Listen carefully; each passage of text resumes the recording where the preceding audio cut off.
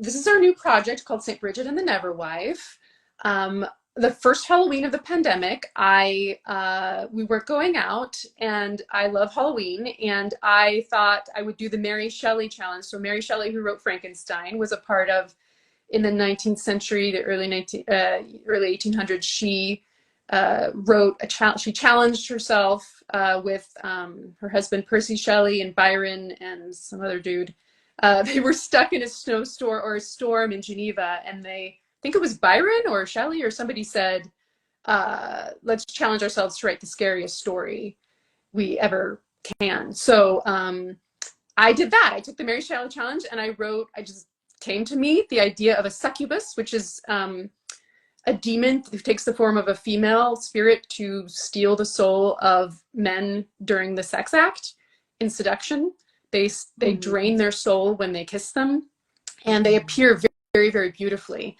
If you've seen that great movie, the Megan Fox movie, Jennifer's Body, that's about a succubus. Oh my gosh, you have to watch it, Kristin. Okay. It's hilarious. Diablo Cody wrote it.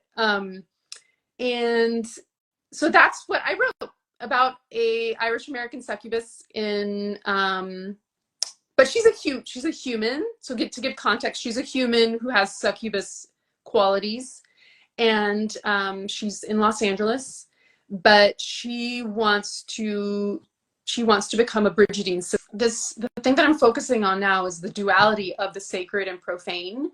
Not that, obviously, because a lot of the pagan and goddess material by Catholics or by other kind of outside sources view it as not profane, but as othered, as this kind of fantastical, just not sacred kind of practice. And I wanted to ask, why can't, what is sacredness to different people, and the blending of what that means, and kind of redefining what sacred means. Right. Like you can't have the light without the dark, and right, have the sacred without the profane. So yeah, it's both important.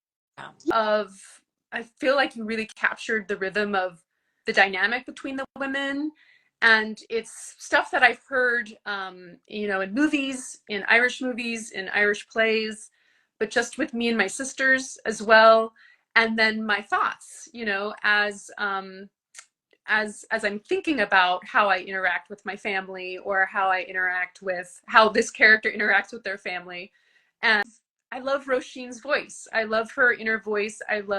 She's a bit more badass than I like to see, because she's an Irish American,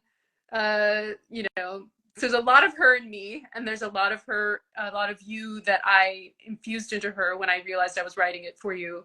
And then just, a little bit of Jessica Jones, a little bit of, some other people, and other characters, from the 90s movies that I've loved. We talked about the 90s influence.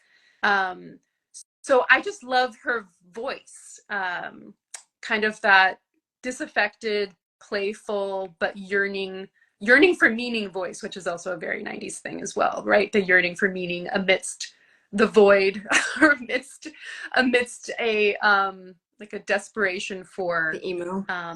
Any kind of power, emotional. Yeah. So